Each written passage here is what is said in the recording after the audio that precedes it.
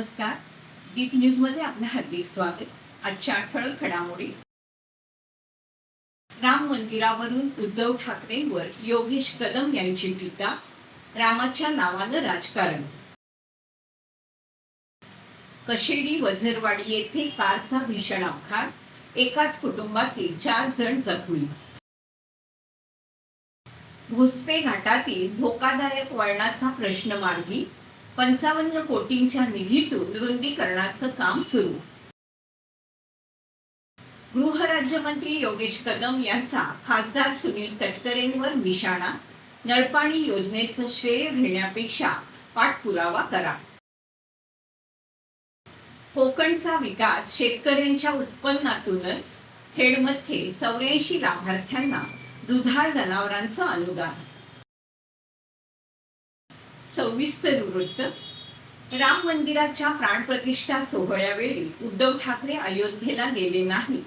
प्रभू श्रीरामापेक्षा त्यांनी राजकीय अहंकाराला महत्त्व दिलं असा आरोप राज्याचे गृहराज्यमंत्री योगेश कदम यांनी केला. राम मंदिरासाठी शिवसैनिकांनी रक्त सांडलं असून बाळासाहेब ठाकरे यांच्या नेतृत्वाखाली शिवसेनेने हा मुद्दा देशभरात लढवला होता असं त्यांनी सांगितलं. पुढे योगेश कदम म्हणाले, बाबरी मशीद प्रकरणात बाळासाहेब ठाकरे यांनी स्पष्ट भूमिका घेतली होती. मात्र अशा भावनिक विषयातही उद्धव ठाकरे यांनी राजकारण केलं. त्यामुळे त्यांच्या भूमिकेवर प्रश्नचिन्ह निर्माण होतं. श्रीरामाच्या नावाने केवळ राजकारण केलं जात असल्याचा आरोप त्यांनी केला. याच वेळी मंदिराशी संबंधित कथित भ्रष्टाचाराच्या मुद्द्यावर बोलताना कोणत्याही प्रकारच्या भ्रष्टाचाराला पाठीशी घातलं जाणार नाही. दोषींवर कठोर कारवाई झालीच पाहिजे आणि भविष्यात अशा घटना घडू नयेत यासाठी स्थानिक प्रशासन योग्य ती उपाययोजना करेल असा विश्वासही गृहराज्यमंत्री योगेश कदम यांनी व्यक्त केला. ज्या वेळेला राम मंदिराची निर्मिती झाली, प्रभू श्री रामचंद्राची जेव्हा तिथे स्थापना झाली त्या दिवशी उद्धवजी त्या ठिकाणी गेले नाही. त्यांना प्रभू श्री रामचंद्रांच्या पेक्षा जास्त त्यांना इगो मोठा वाटला आणि म्हणून राजकारण करून ते त्या दिवशी तिकडे गेले नाही. जी व्यक्ती मंदिराच्या बाबतीमध्ये राजकारण करते, खरं तर शिवसैनिकांनी राम मंदिराकरता स्वतःचं रक्त वाहिलेलं आहे. वंदनीय बाळासाहेबांच्या नेतृत्वाखाली शिवसेना ज्यावेळेस आणि शिवसेनेने जेव्हा हा मुद्दा उचलला होता त्यावेळेस जेव्हा बाबरी मशीदचा विषय आला त्यावेळेस देखील होय हे आम्ही केलेलं आहे हे त्यावेळेला सांगणारं धाडस वंदनीय बाळासाहेबांनी केलं होतं. मग अशा भावनिक विषयाला देखील जर का उद्धवने त्यावेळेला राजकारण आणलं असेल तर ह्याच्यावर लक्षात येतं की त्यांची नक्की भूमिका काय आहे. म्हणून प्रभू श्री रामचंद्रांच्या नावाने फक्त राजकारण करायचं आणि जो काय भ्रष्टाचार झालेला आहे त्या भ्रष्टाचाराला कोणीही पाठीशी घालणार नाही. त्यांना कडक शिक्षा ही झालीच पाहिजे आणि हे पुन्हा घडणार नाही याची देखील उपाययोजना आम्हाला विश्वास आहे की तिथलं स्थानिक सरकार हे करेल आणि अशा गोष्टी पुन्हा घडणार नाही याची उपाययोजना करेल. रत्नागिरी जिल्ह्यातील मुंबई गोवा महामार्गावरील कशेडी वझरवाडी येथे आज सकाळी भीषण अपघात झाला. मुंबईहून गोव्याकडे जाणाऱ्या कारवरील चालकाचं नियंत्रण सुटल्याने वाहन रस्त्यालगतच्या लाईटच्या खांबावर आदळलं. या अपघातात गोव्यातील एकाच कुटुंबातील 4 जण जखमी झाले. अपघाताची माहिती मिळताच जगद्गुरू रामानंदाचार्य श्री नरेंद्राचार्यजी संस्थान नाणीच धाम यांच्या विनामूल्य रुग्णवाहिकेनं आणि कशेडी वाहतूक पोलिसांनी तातडीने मदत कार्य करत जखमींना उपजिल्हा रुग्णालय कळंबडी येथे उपचारासाठी दाखल केलं. अपघाताचं नेमकं कारण पोलीस तपासत आहेत. मुंबई गोवा महामार्गावरील भुसपे घाटातील अपघातप्रवण शार्प वळणामुळे वारंवार अपघात होत असल्याने या वळणाच्या रुंदीकरणाची मागणी करण्यात आली होती. या मागणीला शासनानं मंजुरी देत तब्बल 55 कोटी रुपयांचा निधी उपलब्ध करून दिला असून रुंदीकरणाचं काम सध्या सुरू आहे. येत्या 3 ते 4 महिन्यात हे काम पूर्ण होईल असा विश्वास राज्याचे गृहराज्यमंत्री योगेशदादा कदम यांनी व्यक्त केला. या कामामुळे भविष्यात या धोकादायक वळणावरील अपघातांचं प्रमाण कमी होऊन वाहन चालकांचा प्रवास अधिक सुरक्षित होण्याची अपेक्षा व्यक्त करण्यात येते. मुंबई गोवा महामार्गावरती खेड तालुका शहरामध्ये असलेल्या भुसपे घाटामध्ये अपघात प्रवण क्षेत्र होतं.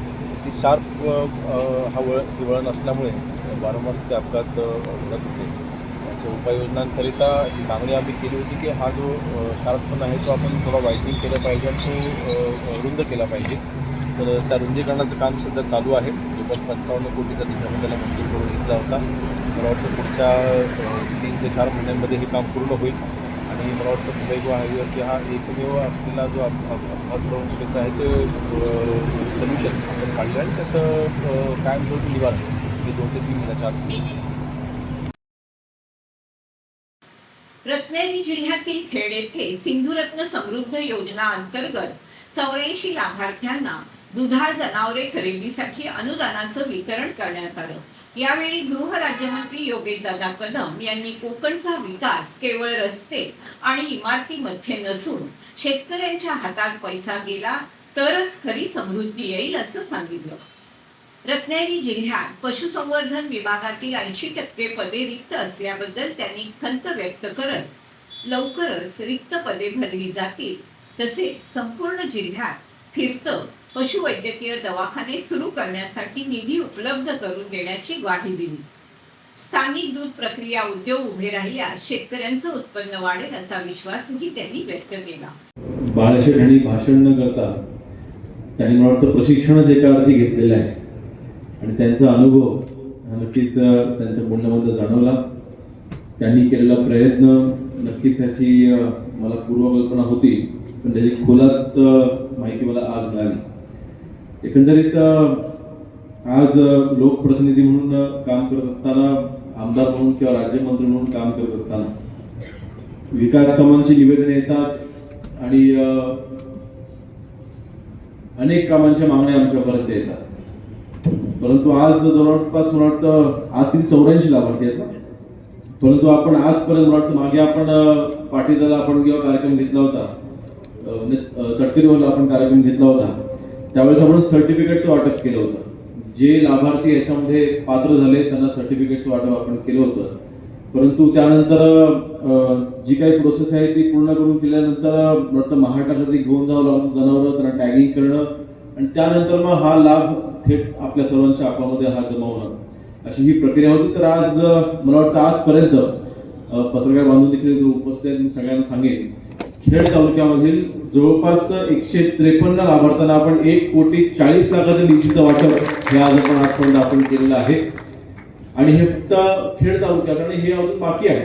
म्हणजे मला वाटतं हे 153 आजपर्यंत 884 धरून 153 लाभार्थ्यांना आज हे निधी वाटप आपण करतो 1,40,00,000 आणि जवळपास 132 लाभार्थ्यांची हीच प्रक्रिया होणं बाकी आहे. पुढच्या मला वाटतं काही महिन्यांमध्ये ती देखील पूर्ण होईल आणि मला वाटतं अजून 1,30,00,000 म्हणजे जवळपास 2.5 कोटीच्या दरम्यानचा निधीचं वाटप फक्त आपण हे दुधाळ जनावरांच्या निधीच्या वाटपानंतर आपण हे निधी वाटप करणार आहोत.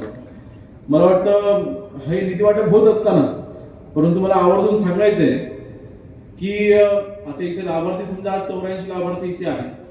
त्या 84 पैकी एकही लाभार्थ्याने मला कधी एवढं ह्याचं निवेदन दिलेलं नाही किंवा आम्हाला दुधाळ जनावरं हवी आहेत ही मागणी आजपर्यंत कधी केलेली नाही. परंतु ह्याच 84 लाभार्थ्यांनी मला आमच्या गावात सभामंडप हवंय, आमच्या गावात समाज मंदिर हवंय, आमच्या गावात शेताला आमचा बांध हवाय, संरक्षण भिंत हवी आहे, नळपाणी योजना हवी आहे, एवढ्याच मागण्या केल्या आहेत. बहुतांश चेहरे आता सगळे ओळखीचे. म्हणजे आपल्याकडे मी जे वारंवार म्हणत आलेलो आहे की आपल्या कोकणामध्ये विकासाची व्याख्या फक्त एवढा पोहोचला आपण सीमित ठेवलेली आहे. म्हणजे गावातला रस्ता झाला, नळपाणी योजना आली, समाज मंदिर बांधून झालं, गावात लाईट आला की आमचा विकास झाला. परंतु खऱ्या अर्थाने मी हे वारंवार सांगत आलेलो आहे की आर्थिक विकास जोपर्यंत होत नाही तोपर्यंत खऱ्या अर्थाने कोकण समृद्ध होणार नाही. म्हणून मला वाटतं ह्याची सुरुवात आपल्याला ह्या ज्या लहान योजना आहेत परंतु अतिशय महत्वाच्या आहेत ह्याच्यामध्ये शेवटी लघु उद्योग उभे राहणार आहेत. आणि विशेष म्हणजे हा प्रयत्न संभाजी रामदासबाईंनी स्वतः याच्यामध्ये लक्ष घालून त्यांनी स्वतः हा प्रयत्न केलेला आहे. संदीप इथे आहे, संदीपचं देखील मी मनापासून कौतुक करतो. आपले पशुसंवर्धनचे सर्व अधिकारी आपल्या सगळ्यांचं मनापासून मी अभिनंदन करतो. आपल्या सर्वांच्या मेहनतीने आज इथपर्यंत आपण येऊ शकलेलो आहोत. मंडणगड नगरपंचायतीच्या नळपाणी योजनेवरून राजकारण तापलं असून राज्याचे गृहराज्यमंत्री योगेशदादा कदम यांनी खासदार सुनील तटकरे यांच्यावर जोरदार टीका केली. योगेश कदम यांनी दावा केलाय या योजनेसाठी नगरविकास विभागाकडे सुमारे 1.25 वर्ष सातत्यानं पाठपुरावा करण्यात आला. त्यावेळी नगरविकास खाते एकनाथ शिंदे यांच्याकडे होतं. मंडणगड नगरपंचायतीचे मुख्य अधिकारी महादेव रोडगे यांच्या मार्गदर्शनाखाली प्रस्ताव तयार करण्यात आला आणि त्यानंतर योजनेला मंजुरी मिळाली. कदम यांनी पुढे म्हटलं, योजनेला मंजुरी मिळाली असली तरी आरोग्य विभागाच्या जागेसंदर्भातील प्रस्ताव अद्याप प्रलंबित असल्यामुळे योजना सुरू होऊ शकलेली नाही. हा प्रस्ताव 4 दिवसापूर्वी आरोग्य मंत्र्यांकडे पोहोचला असून त्याबाबत चर्चा झाल्याचा त्यांनी दावा केला. याच वेळी गृहराज्यमंत्री योगेशदादा कदम यांनी खासदार सुनील तटकरे यांच्यावर निशाणा साधत योजनेचं श्रेय घेण्यापेक्षा प्रत्यक्ष पाठपुरावा करणं महत्त्वाचं आहे. मंत्रालयात फाईल नेमकी कुठं आहे याचीही माहिती नसताना श्रेय घेण्याचा प्रयत्न केला जातोय असा आरोप केला. तसेच मंडणगड नगरपंचायतीच्या नगराध्यक्षांकडून देखील या योजनेसाठी प्रभावी पाठपुरावा झाला नसल्याचा दावा करत केवळ राजकीय श्रेय घेण्याचा प्रयत्न सुरू असल्याची टीका योगेशदादांनी केली. त्यांनी कशा प्रकारे मंजूर करून आणले ह्याचा खुलासा केला असं बरं झालं असतं. फक्त मी जेव्हा माझ्या सोशल मीडिया पोस्टवरती GR टाकला, खरं तर माननीय एकनाथ शिंदे साहेबांच्याकडे असलेलं नगरविकास खातं ह्याची ज्यावेळेस बैठक झाली, त्या बैठकीच्या ज्यावेळेला मिनिट्स आले त्या वेळेपासून आम्ही याचा आणि त्याच्या अगोदरपासून आम्ही याचा पाठपुरावा करत होतो. गेले 1 वर्ष 1.25 वर्ष आम्ही याचा पाठपुरावा केला. रोडगेजी याचे CEO आहेत मंडणगड नगरपंचायतचे, त्यांच्या संपर्कामध्ये राहून आमच्या नगरसेवकांनी सगळा प्रस्ताव तयार करून घेतला. अजून पण कदाचित खासदार महोदयांना माहिती नाही आहे, नळपाणी योजना मंजूर झालेली आहे, परंतु त्याचं योजनेकरिता आरोग्य विभागाच्या एका जागेचा प्रस्ताव हा शासनाकडे प्रलंबित आहे आणि जोपर्यंत तो प्रस्ताव मंजूर होत नाही तोपर्यंत योजना ही कार्यरत किंवा ह्याचं योजनेचं काम चालू होऊ शकणार नाही आहे. ही त्यांना कदाचित माहिती पण नाही आहे, कारण ते पाठपुरावाच करत नाही आहेत. मंत्रालयामध्ये फाईल सध्या ती कुठे आहे हे पण त्यांना मला माहिती नसावं. आता आरोग्य विभागाची ज्या जागेची मागणी केलेली आहे तो प्रस्ताव प्रकाश आंबेडकर साहेबांच्याकडे 4-5 दिवसापूर्वीच पोहोचलेला आहे. कालच मी आरोग्यमंत्री महोदयांची चर्चा देखील केलेली आहे की 2 दिवसामध्ये त्याला मंजुरी मिळेल, म्हणजे आरोग्य विभागाची जागा ही नळपाणी योजनेकरता उपलब्ध होईल आणि मग नळपाणी योजनेचे टेंडर प्रोसेस वगैरे सगळी पूर्ण होईल आणि त्या योजनेचं काम चालू होईल. तर ठीक आहे, आता ओढून ताणून त्यांनी त्यांची नगरपंचायत त्यांनी नगराध्यक्ष त्यांचा बसवला होता, परंतु मला आठवते ज्यावेळेस मी दापोलीच्या राजकारणाची सुरुवात केली त्या सुरुवातीपासून मी शब्द दिला होता आणि कुठलंही राजकारण न करता माननीय एकनाथ शिंदे साहेबांच्या मदतीने आज ही योजना आपण मंजूर करून घेतलेली आहे आणि मला याच्यामध्ये कुठल्याही पद्धतीचं राजकारण करायचं नाही. आज माझा तिथं माझा विचाराचा नगराध्यक्ष नसताना देखील नगराध्यक्षांनी या बाबतीमधली कुठलाही पाठपुरावा शासन स्तरावरती केलेला नाही. फक्त आज त्यांच्या विचाराचा नगराध्यक्ष म्हणून ते हे क्लेम करतात.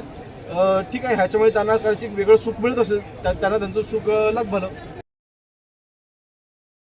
21 जून 2026 रोजी नॅशनल टेस्टिंग एजन्सी मार्फत घेण्यात आलेल्या नीट प्रवेश परीक्षेचा निकाल नुकताच जाहीर झाला. यामध्ये रोटरी इंग्लिश मीडियम स्कूल खेडच्या अनुष्का 639 गुण, श्लोक हरवंदे 627, सिद्धी शेळके 620, तनिषा चव्हाण 613, अथर्व क्षीरसागर 601 या विद्यार्थ्यांनी 600 पेक्षा अधिक तर 28 विद्यार्थ्यांनी 500 पेक्षा अधिक गुण, 63 विद्यार्थ्यांनी 400 पेक्षा अधिक गुण प्राप्त केले. संपूर्ण कोकण विभागात नीट या प्रवेश परीक्षेत दैदिप्यमान यश मिळवून देणारी रोटरी इंग्लिश मीडियम स्कूल एकमेव शाळा आहे. संस्थेचे चेअरमन विपिनदादा पाटणे, सर्व पदाधिकारी, शाळेच्या मुख्याध्यापिका, सर्व शिक्षक आणि शिक्षकेतर कर्मचाऱ्यांनी नीट परीक्षेतील यशस्वी विद्यार्थ्यांचं कौतुक करून त्यांना पुढील वाटचालीसाठी शुभेच्छा दिल्या. खेड शहरातील बजमळ इमदादियाच्या MIA KG and primary school आणि MIB girls high school and junior कॉलेजमध्ये शुक्रवार दिनांक 17 जुलै 2026 रोजी नॅशनल युनियन ऑफ सीफेरर्स इंडियाचे जनरल सेक्रेटरी मिलिंद कांदळगावकर सरांच्या मार्गदर्शनाखाली करिअर मार्गदर्शन आणि एक पेड माँ के नाम हा कार्यक्रम उत्साहात संपन्न झाला. या कार्यक्रमाचं अध्यक्षपद ARD खतीब सरांनी भूषवलं.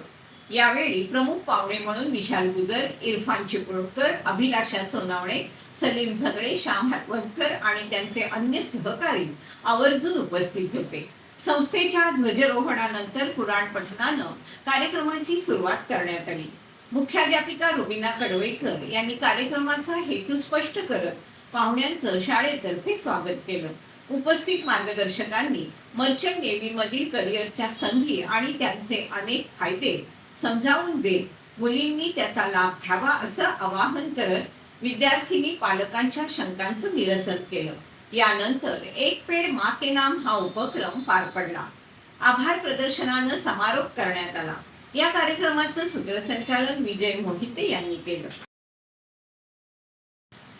21 जून 2026 रोजी नॅशनल टेस्टिंग एजन्सी मार्फत घेण्यात आलेल्या नीट प्रवेश परीक्षेचा निकाल नुकताच जाहीर झाला. यामध्ये रोटरी प्रतिष्ठान खेड संचलित रोटरी अकॅडमी महाड आणि गुरुकुल अकॅडमी हिरवळ एज्युकेशन ट्रस्ट महाडच्या विद्यार्थ्यांनी यश मिळवलं. यामध्ये श्लोक हरवंदे 627 गुण, मृदुल भटे 564, रुची भोसले 470, श्रावणी गवळी 409, संजना साळवी 399, सुयश वाघोरे 375, नंदिनी राठोड 361 या विद्यार्थ्यांनी 80 पेक्षा अधिक पर्सेंटाईल प्राप्त केले. रोटरी स्कूलचे चेअरमन विपिनदादा पाटणे, गुरुकुल अकॅडमी हिरवळ एज्युकेशन ट्रस्ट महाडचे चेअरमन किशोरभाई धारिया, सर्व पदाधिकारी, मुख्याध्यापिका, सर्व शिक्षक आणि शिक्षकेतर कर्मचाऱ्यांनी या यशस्वी विद्यार्थ्यांचं कौतुक करून त्यांना शुभेच्छा दिल्या. वरिष्ठांच्या मार्गदर्शनाने खेड तालुका प्रमुख सचिन निकम यांच्या नेतृत्वाखाली खेड तालुक्यातील विभागीय बैठकांचं सत्र सुरू असतानाच भरणे विभागाची बैठक संपन्न झाली. या बैठकीत संघटनात्मक बळकटीच्या दृष्टीने चर्चा होऊन विभाग प्रमुख, उपविभाग प्रमुख पदासाठीचे उमेदवार सर्वानुमते निश्चित करण्यात आले.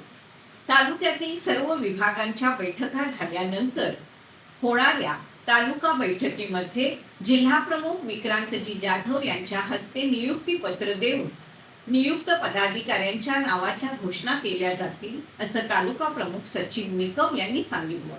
या बैठकीला महिला आघाडी तालुका संघटक अंकिता बेलोसे यांच्यासह विभागातील शिवसैनिक उपस्थित होते.